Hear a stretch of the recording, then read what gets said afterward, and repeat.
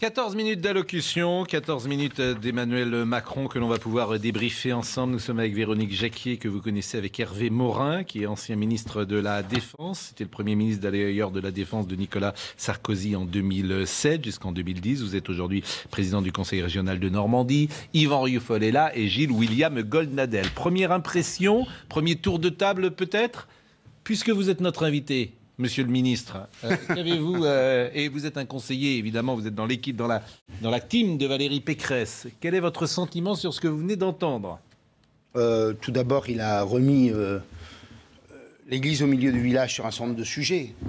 Au moins un, pour ne pas être trop long, qui est de dire que la responsabilité de cette agression, c'est pas l'Europe et c'est pas l'Alliance Atlantique, c'est la folie paranoïaque de Poutine, un homme qui s'est enfermé progressivement et qui, d'année en année, est rentré dans ce schéma qui nous amène là. C'est de l'Ossétie du Sud jusqu'à l'Ukraine.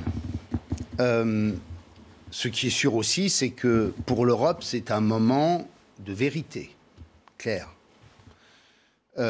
Cette vérité, c'est est-ce que l'Europe continue à s'avachir, à refuser de rentrer dans des rapports de force, à s'affirmer comme une puissance portant un certain nombre de valeurs, ou au contraire, est-ce que l'Europe considère que désormais l'histoire s'écrit autrement et avec les autres ?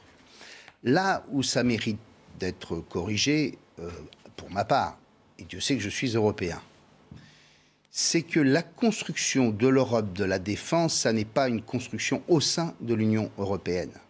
C'est une construction entre États souverains. C'est très important, cette histoire-là, parce qu'il y a trop de pays en Europe qui, aujourd'hui, ont l'air de se réveiller, mais qui ont plus l'esprit de Munich qu'autre chose en tête. Et donc, il faut que ceux qui s'engagent dans cette Europe de la défense portent la même conviction. Alors, il y a une chance extraordinaire, c'est que l'Allemagne, aujourd'hui, tout d'un coup, a changé de paradigme.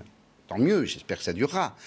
Mais clairement, c'est une affaire entre États indépendants et entre États souverains. C'est en quelque sorte, pour rappeler l'histoire, un accord auquel j'ai beaucoup participé, c'est du Lancaster entre la France et le Royaume-Uni, c'est-à-dire des États qui décident de construire un outil de défense où ils mettent des moyens en commun. C'est certainement pas une construction de l'Union européenne. Alors, tour de table, évidemment, parce que vous connaissez notre émission le soir, les rapports sont vifs, les échanges sont vifs. Je pensais à vous, en écoutant le président Macron, puisque je vous connais bien maintenant, et je me disais... déjà ma réponse, alors ? Non, pas votre réponse. Votre réponse, je ne la connais pas, mais votre analyse. Et je me disais, Yvan soulignera peut-être la dramatisation de l'intervention du président Macron ce soir. C'est-à-dire qu'en effet, oui, je peux commencer par là. J'attendais du président de la République qu'il prononce le mot de désescalade. C'est le mot qu'il avait soufflé à son ministre de l'économie, Bruno Le Maire, qui avait fait une déclaration intempestive parlant de guerre économique. Et il a été retoqué par le président, visiblement, enfin après également une protestation de la Russie, pour dire qu'il s'employait au contraire à coller à la désescalade qui me semblait être la version officielle, la version tenue par le président de la République, qui a quand même un rôle important dans la négociation de paix. C'est un mot que j'ai entendu une fois. On a entendu, je ne sais pas, 15 fois guerre, mais une fois paix. Et donc, en effet, ce mot de désescalade n'est pas prononcé. Et le mot, bien entendu, la dramatisation, de mon point de vue excessif pour l'instant, fait partie de son programme électoral. Il y a un autre mot que l'on n'a pas prononcé non plus, c'est son mot de candidature. Et son mot de candidature, on en voit maintenant exactement quels sont les fondamentaux. Il a dit « je vais vous protéger », comme il avait dit qu'il allait nous protéger du Covid, il va nous protéger de Poutine.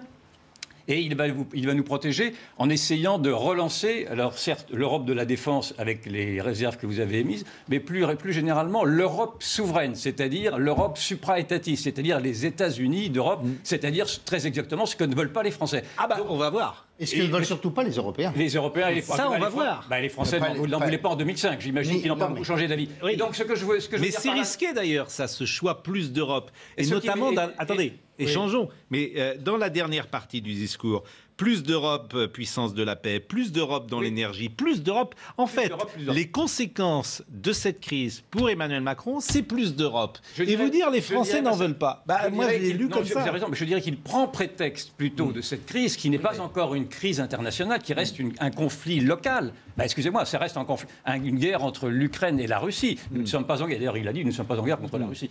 Et donc, il prend prétexte de ce conflit dont il dit qu'il pourrait avoir des répercussions, mais je ne le vois pas pour l'instant, faire preuve d'une certaine sagesse et de diplomatie pour essayer d'éteindre les flammes, et qu'au contraire, il attise les braises. Bon, juste un mot, parce que là où il pourrait faire un immense mea culpa sur la question de l'énergie.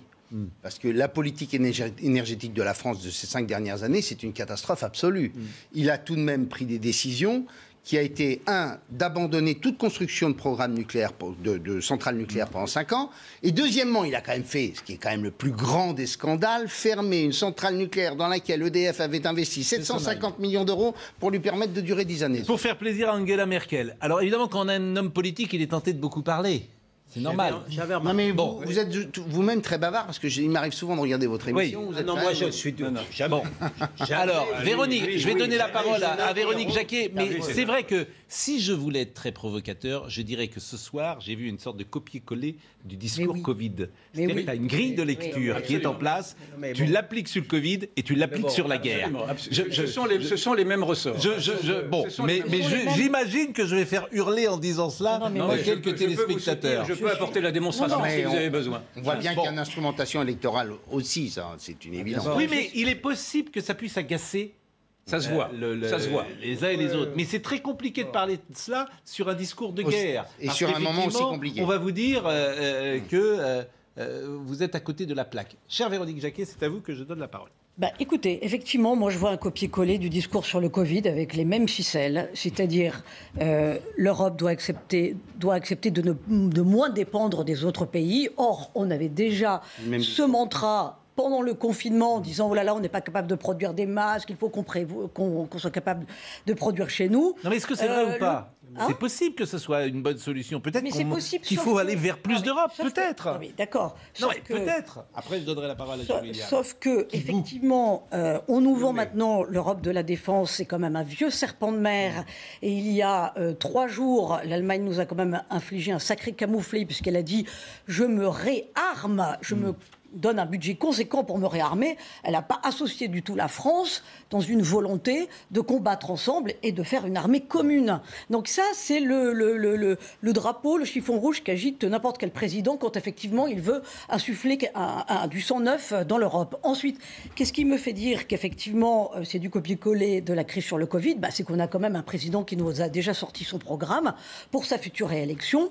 Il est en guerre, c'est clair. Ça écrase la crise du Covid. Je rappelle que ce soir, il y a 2400 personnes en réanimation. Tout le monde s'en fout. Ça écrase le débat démocratique. Qu'on n'a pas de débat sur quoi que ce soit, qu'on n'a toujours pas de bilan sur le quinquennat, qu'on n'a toujours pas de programme. Mais que ce qui est intéressant, c'est qu'aujourd'hui, Manuel Valls, Jean-Pierre Raffarin, on dit quand même qu'il se rangeait derrière Emmanuel Macron. Voilà, donc dans 2 jours, on va savoir qu'il est candidat, d'ici 2 jours.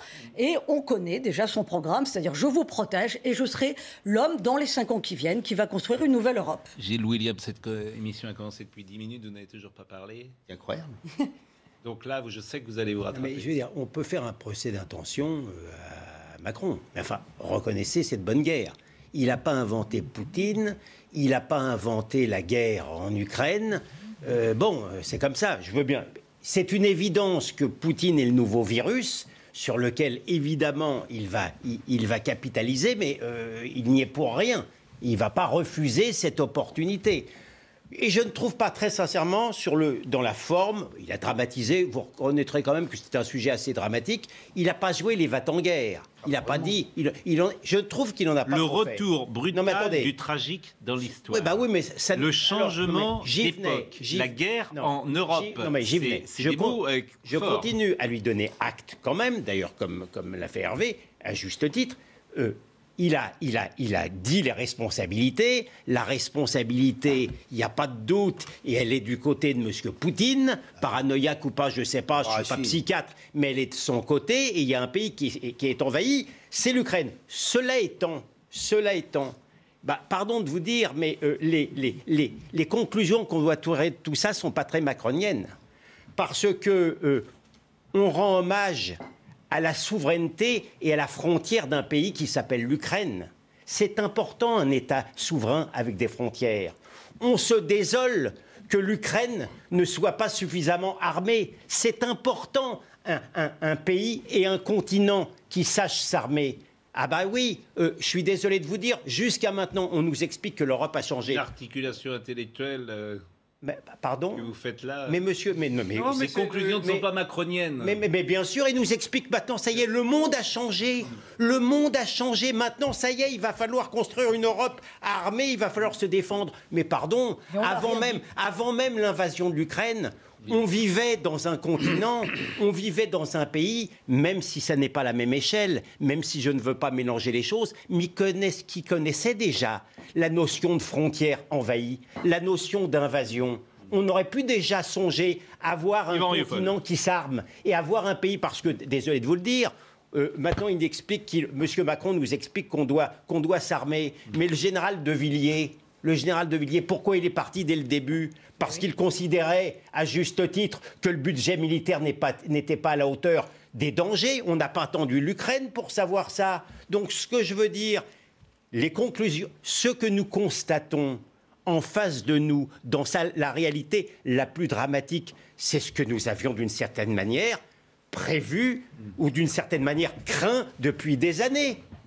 Et je vais alimenter un petit peu votre position, mon cher William, parce qu'en effet, je pense qu'il y a une analyse fausse depuis le départ chez Emmanuel Macron de dire que nous avons changé d'époque. En effet, nous avons changé d'époque, mais l'époque qu'il voit n'est pas la sienne. Lui, il voit une époque supranationale où les États et les peuples s'effaceraient devant des supernations. Or, je pense que c'était très exactement le contraire. Pourquoi déteste-t-on tant la Russie et Poutine ? D'abord parce que son acte est odieux, naturellement, mais parce qu'il a également rétabli, malgré tout, la fierté d'être russe après les horreurs soviétiques, la fierté de retrouver une identité, une religion, etc. Oui, c'est pas pour ça qu'on ne l'aime pas. Et la fierté de retrouver ses frontières. Non, mais c'était les fondamentaux. On ne l'aimerait pas pour ça. C'était les fondements. On le déteste pour ça parce que l'Union européenne est précisément construite sur l'absence de frontières, sur une dilution des identités, etc. Donc déjà, il y a cette répulsion de l'Union européenne fondamentalement face à ce qu'est la Russie, au-delà de la faute énorme. Et ce que l'on voit apparaître à travers l'Ukraine, et là vous avez raison, c'est que c'est très exactement également le réveil d'un peuple, d'une nation, de frontières, et ça va à l'encontre précisément de l'exemple qui est donné par tous ces supranationaux, par ces mondialistes, appelons-les comme ça, puisqu'ils se désignent ainsi, et qui pensent que le monde aujourd'hui est un monde sans frontières. Non, le monde est un monde avec des frontières. Hervé Morin. Ce qu'oublie Emmanuel Macron dans cette histoire, sauf réveil des nations européennes qui serait absolument extraordinaire. Elles se sont réveillées quand même. Ah oui. Ouais, enfin, elles se sont réveillées fortement. Attendez. Elles se sont réveillées, mais moi j'ai quand même en tête la Finlande, la Suède, l'Allemagne. D'accord. Mais j'ai quand même en tête la multitude des conversations que je pouvais avoir avec les ministres de la Défense ou avec Nicolas Sarkozy quand on était au gouvernement. Le monde les choses ne sont pas transformées du jour au lendemain. C'est que on avait des pays européens qui refusaient toute idée d'Europe de la défense. Qui refusait même d'avoir un comité d'état-major. Mais comment vous la construisez? Attendez, laissez-moi terminer. Il y a 15 ans. Et, oui, enfin, 2010-2022, ça fait 10 ans, c'est pas l'autre bout du monde. Bon, et ça n'a pas changé pendant des années. Je vous rappelle que Emmanuel Macron a fait deux discours qui ont été celui de la Sorbonne et celui d'Athènes. Bon, l'Europe n'a pas progressé du tout dans le chemin qu'il avait indiqué. Cette crise montre quand même qu'on disait que l'Europe ne répondait jamais. Pascal Praud, vous avez oublié quelque chose de fondamental dans la construction des cerveaux européens, c'est que leur sécurité, elle n'est pas assurée par nous-mêmes, elle est assurée par ceux qui sont de l'autre côté de l'Atlantique, c'est-à-dire les Américains. Pour eux, la protection ultime, c'est l'Alliance Atlantique. Ça n'est pas la France, ça n'est pas le budget militaire supplémentaire de l'Allemagne, c'est l'Alliance Atlantique. Et quel que soit le regard de plus en plus asiatique de nos amis américains, pour eux, leur protection ultime, c'est celle-là. Voilà pourquoi les plus atlantistes des Européens, ce sont les pays d'Europe centrale et orientale, parce qu'ils savent que l'article 5 les protège face aux visées de M. Poutine. Oui, mais donc ce que dit Emmanuel Macron ce soir, pardonnez-moi, mais c'est du vent. On sait très bien que cette Europe de la défense n'est absolument pas possible. On sait très bien que personne n'y croit. Alors, en revanche, il y a quelque chose qu'il faudrait peut-être signaler, Pascal, que je trouve plutôt intéressant, c'est qu'Emmanuel Macron a dit qu'il allait proposer, via Jean Castex, un plan de résilience économique et sociale. Ça, c'est le quoi qu'il en coûte version Poutine. Je trouve ça extraordinaire. Mais c'est pour ça que je vous ai dit... Le vocabulaire, un plan de résilience économique et sociale. Pour les Français qui sont encore, pardonnez-moi, même s'ils sont perturbés par la crise du Covid et maintenant par la crise de l'Ukraine. Sur l'Ukraine, ils sont encore bien au chaud, les Français. Donc on voit le président protecteur, mais là aussi, il y a quelque chose de faux quand même dans la démarche. On est dans du marketing politique. Ceux qui n'aiment pas Emmanuel Macron, et ils sont quand même nombreux en Majoritaire. France. Majoritaire, j'en sais rien. Forcément majoritaire. Bah, au deuxième tour, pour le moment, il sort plutôt. Après, on élimine, mais le vrai choix. Ceux qui n'aiment pas Emmanuel Macron, je pense, auront été très irrités de ce qu'ils ont vu ce soir. Parce qu'ils ont le sentiment, effectivement, de voir un copier-coller des discours Covid et de voir, comme vous le disiez, les mêmes ressorts sur lesquels on joue. C'est-à-dire que je vais vous protéger, on est en grand danger, on a peur, etc. Donc je vois effectivement ces ressorts qui peuvent agacer certains. Avec un autre ressort qui est celui d'interdire le débat. Parce que sa dernière phrase a été, je l'ai prise rapidement, il permet le débat démocratique, mais également il appelle à ce que l'on se réunisse sur l'essentiel. Ça veut dire qu'il appelle à l'union nationale. Oui, exactement. Mais ça, c'est de bonne guerre. Non, c'est pas de bonne guerre. Parce que ça veut dire que celui qui va amener une critique contre le président de la République sera considéré comme étant un mauvais Français, un mauvais citoyen, quelqu'un. Il est dans son rôle de vouloir jouer à fond la carte de l'union nationale dans des camps. Mais je suis pas sûr. Interdit la critique, interdit le débat. Or, nous rentrons dans une période de débat. Et il va bien falloir que l'on aborde les sujets. Si vous me permettez, je pense que ça peut être contre-productif. J'espère. Précisément. Parce que les ficelles, il y a un moment où elles se voient fortement. Vous voyez ce que je veux dire? Et que les gens ne sont pas dupes de la situation, peut-être. Alors, après, il y a discussion là-dessus. Voilà.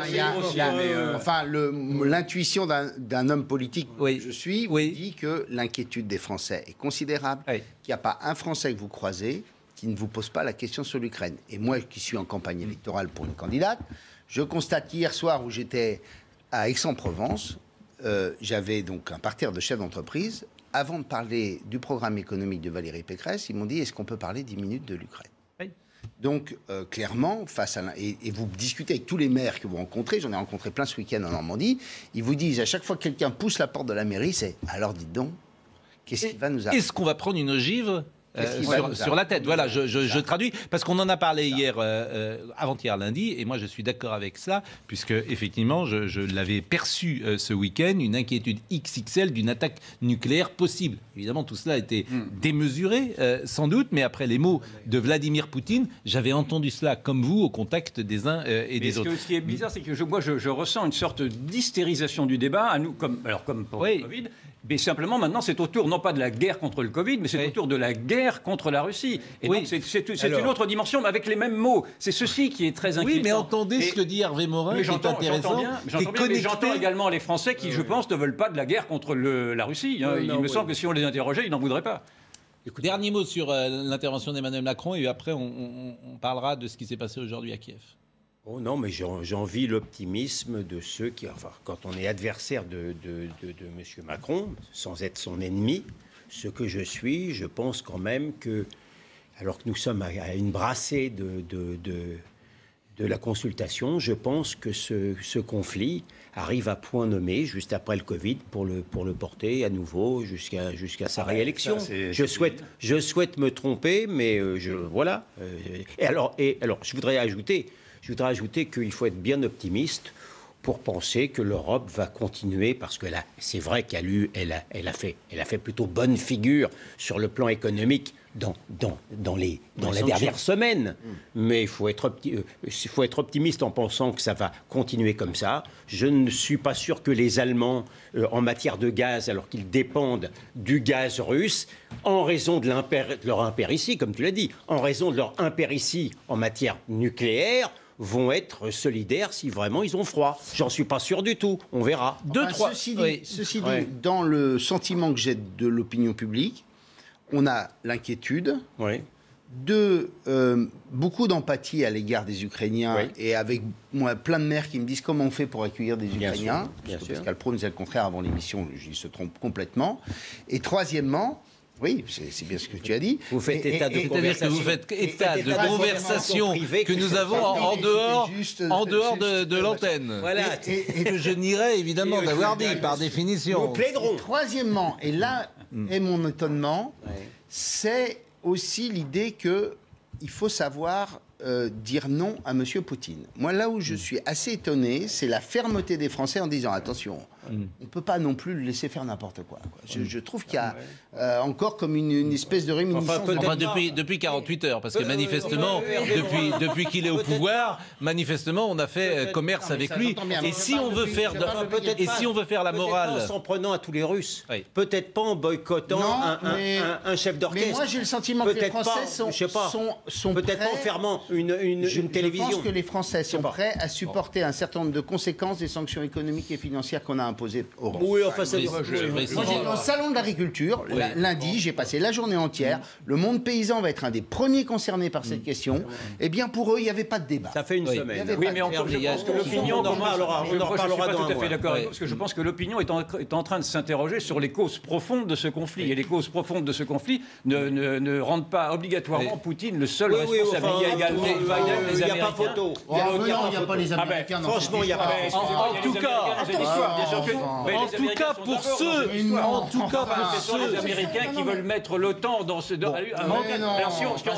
Ce sont des pays souverains qui souhaitent être dans la... En tout cas, alors si on balaye le rôle des Américains aussi facilement, effectivement, on rend incompréhensible ce qui se passe. Je rappelle que vous êtes proche de Valérie Pécresse et vous êtes même dans son équipe. Pour ceux qui se demandent quelles sont les différences entre Valérie Pécresse et Emmanuel Macron, on a la réponse avec vous ce soir. Finalement, vous votez pour Emmanuel Macron. Mais vous rigolez, je viens de vous expliquer que vous serez Attendez, vous serez plus... Je pense que M. Pro est un peu surdité. Parce que je pense que j'ai exactement dit... J'ai dit l'Europe de la défense, c'est pas su se démarquer. Franchement, et sur l'énergie, il y a rien à dire. Deux, trois choses. D'accord, ok. L'ancien ministre de la Défense que vous êtes. Oui. Bon, vous avez des informations aujourd'hui sur la défense française ou pas? Par exemple, oui, j'en ai. J'ai d'anciens grands militaires avec qui je parle. On dit, paraît-il que, alors c'est Yvan qui disait ça hier, on n'a pas. Je ne sais pas ce que je vous dirai. Bon, on verra. Paraît-il qu'on n'a pas eu 8 jours d'avance de munitions. C'est pas possible. Écoutez, je vous invite à lire un rapport parlementaire sénatorial qui est tombé par le plus grand des hasards il y a 15 jours, qui explique que la France n'est pas capable de tenir plus d'une semaine d'un combat à haute intensité. Bon, voilà. Et 150 avions qui peuvent. Pourquoi alors, 150 avions. Alors, à quoi sert 150 avions. Pardonnez-moi, je veux dire, parce que si l'adversaire c'est ça, bien sûr, tout le monde sait quels dire. sont les moyens militaires des uns et des autres. Et par exemple, la Russie peut tenir combien de temps ou les États-Unis peuvent, en comparaison il faut quand même savoir que les États-Unis, c'est 50% de la dépense militaire mondiale. Donc, on est dans des rapports qui n'ont rien à voir avec ce que nous sommes capables de faire. Mais clairement, on a été dans un schéma depuis la chute du mur de Berlin, pour faire simple. On a été dans un schéma, on a considéré qu'on devait être capable de pouvoir tenir, d'abord et avant tout, des conflits de moyenne intensité ou des interventions extérieures dans lesquelles une projection de force nous permettait de faire des impasses sur un certain nombre de sujets. Pourquoi ? Parce que la France, elle est dans une quadrature du cercle considérable en matière de défense. Tous les autres pays européens, ils ont simplement à entretenir une armée conventionnelle. Nous, on a à entretenir une force conventionnelle. On n'est plus que 2 en Europe à le faire avec les Anglais. Les Allemands n'ont quasiment pas d'armée. Il ne faut pas se raconter l'histoire. Ils ont des soldes et des rémunérations très élevées. Oui, mais on est les seuls à avoir des forces conventionnelles capables d'aller nous projeter, comme on l'a fait au Mali en 2013. Deuxièmement, on entretient une force nucléaire. Ça, c'est un poste de dépense que n'ont pas les autres pays européens. C'est, je ne sais plus exactement les chiffres, mais c'est 6-7 milliards. Donc on a 11 milliards sur les... Pardon, je cite de mémoire, je n'ai pas vérifié les chiffres avant l'émission. 11 milliards, 6 ou 7 milliards, donc je risque de me prendre une volée de bois vert. Plus les nouvelles menaces. Le spatial, les cyberattaques. Donc la France est dans une quadrature du cercle extrêmement compliquée. Sur les attaques nucléaires. La prise, ça c'est une question que j'ai posée régulièrement, la prise de décision d'attaque nucléaire en Russie. Est-ce que par exemple vous savez s'il est tout seul, Vladimir Poutine, tout seul? Certainement. J'ai cru comprendre qu'ils étaient 3. D'accord. Mais la prise, par exemple, de décision en France, vous qui êtes ministre de la Défense, si Nicolas Sarkozy, en son temps... C'est la décision du chef de l'État, mais il y a un contrôle de la chaîne de commandement. Ça veut dire quoi? Il y a un contrôle de la chaîne de commandement. Ça veut rien dire. Ça veut dire quoi, un contrôle? Ça veut dire qu'on vérifie que les ordres qui sont donnés peuvent être en quelque sorte authentifiés. Disons ça comme ça. Oui, on vérifie, quoi. Oui, on vérifie. Mais c'est-à-dire qu'il... Et c'est le... Ça vaut mieux. Ça vaut mieux. C'est pas Pro qui appuie sur le bouton. Non, mais D'accord. c'est-à-dire que le président... La décision appartient au président. Mais paraît-il qu'il y a 2 clés en France. 2 clés, je pas un double comme ça. Mais il en faut 2. J'en sais rien. Ah non, bah bon, vous étiez ministre de la Défense. Si Je vous ne n'en savez sais pas, rien. Personne ne saura. Ce que je vous dis, c'est que c'est une décision du président de la République. Et autre chose, sur cette attaque nucléaire. Il y a une attaque nucléaire, par exemple, qui est déclenchée sur Paris. Donc cette l'ogive, est-ce que vous savez combien de temps elle met pour arriver sur Paris? 3 minutes. Quelques minutes. Bon, entre le moment où elle est déclenchée... En fait, elle fait... D'accord. Le moment où elle est déclenchée, le président est averti à la seconde. Donc le président dit la riposte. Mais il sait... il sait quand il riposte qu'il n'y a plus rien chez lui. C'est-à-dire qu'il sait qu'il est mort dans la seconde, dans les 3 minutes. Vous aviez eu d'ailleurs... Pardonnez-moi de poser des questions très concrètes que les uns et les autres se posent. Que les enfants n'écoutent pas parce qu'ils vont faire des cauchemars. Juste, il y a un exercice qui est souvent... Alors, je ne sais pas ce qui a été fait du temps d'Emmanuel Macron, mais il y a un exercice auquel est livré le président de la République, qui est grosso modo une attaque massive contre le pays, comment vous réagissez, etc. Oui. Vous vous souvenez qu'il avait été... il y avait eu des indiscrétions sur la position de Valéry Giscard d'Estaing, dont il avait été obligé de s'expliquer au bout d'un moment, sur le fait qu'au bout du compte, jamais il avait considéré que nos intérêts vitaux étaient en jeu, quoi. Et c'est une question très lourde, parce que le jour où vous appuyez sur le bouton, pour faire simple, ça veut dire que vous vitrifiez la planète, quoi. Oui. Bon, et votre propre pays, et que probablement la planète entière... Oui, mais là, c'est pas si vous attaquez, mais si vous... en arme défensive. C'est-à-dire que si vous répondez... C'est une arme de non-emploi. Oui. Mais puisque la bombe, elle est partie. Oui, justement. Elle est partie, la bombe. Mais c'est une bonne question. C'est pour ça que je pose la question. Quand tu sais que la bombe arrive sur ton pays, qu'est-ce que tu fais? Ah ben ça, c'est le président de la République qui en prend la décision en son âme et conscience, dans une décision qui est en effet terrible. Bon, parce que, il nous reste 5 minutes. On va parler de Jean-Pierre Penaud dans une seconde. Simplement, je voulais parler de Kiev, bien sûr, et Kiev et de la ville de Kharkiv qui sont en très grande difficulté. Mais dans l'actualité, il y avait également aujourd'hui l'affaire Ivan Colonna, puisqu'Ivan Colonna a été attaqué dans la journée. Il est, je le rappelle, prisonnier à la prison d'Arles. Et il a été attaqué par un djihadiste. Et il est entre la vie et la mort. Il a donc été agressé par un détenu, selon la police. Les faits se sont déroulés dans la matinée, dans la cour de promenade de l'établissement. Un détenu, pour des raisons qui ne sont pas encore connues, a violemment agressé Ivan Colonna. Je rappelle qu'il a 61 ans, Ivan Colonna, qu'il est effectivement, qu'il avait été condamné pour l'assassinat du préfet Claude Érignac en 98 à Ajaccio. Ce soir, on en sait assez peu de cela. On sait simplement une chose, c'est que quand vous êtes détenu DPS, oui. Vous devez être en permanence avec 2 officiers, 2 gardiens, et que manifestement, l'homme qui l'a agressé, un djihadiste, nous dit-on, il n'était manifestement pas en sécurité. Il y a une faille. Hein. Il y a une faille du système pénitentiaire. Il est super protégé et super... il n'était pas condamné à mort, hein, ce monsieur. Je ne sais pas un saint, mais il n'était pas condamné à mort. Je me mets à la place de ses parents. Hein. Par un djihadiste, et je crains qu'il soit même en état de mort cérébrale, d'après ce que j'ai lu. Il avait été annoncé mort en début d'après-midi. Il voulait, je me permets de vous rappeler qu'il voulait être changé à Borgo. Oui, il voulait être en prison en Corse. Il voulait être en Corse. Bon, cette affaire, encore une fois, c'est pas un saint, mais cette affaire, je la trouve terrible. On le rappelle que Ivan Colonna a toujours... Oui, mais bon, il était condamné. Mais bon, oui. Il était condamné. Donc, oui, mais je veux dire, il n'était pas. Il n'a pas été condamné à mort. Hein. Non, une chose est certaine. Il a toujours nié. Oui. Je rappelle que ceux qui l'avaient accusé s'étaient rétractés ensuite. C'est important de le dire également, et qu'il a toujours nié être dans le commando ce jour-là de la mort du préfet Érignac. Enfin bon, il y a une faille du système pénitentiaire. Il n'y a pas de doute là-dessus. Non, pas de commentaire, on ne connaît pas les éléments. Je voulais vous proposer également en politique une image, alors qui a fait, pardonnez-moi de le dire, un peu sourire votre conseil de défense. Et Mais c'est on vrai n'a que pas ça... fait un conseil. Même vous dites que c'était pas un conseil de défense. Alors bon, qu'est-ce que vous voulez que je vous dise? Même si vous ne Conseil le de dites pas... défense, c'était un conseil qui est Non, mais- institutionnel. Non, mais on a un peu moqué cette mise en scène dans une salle comme ça.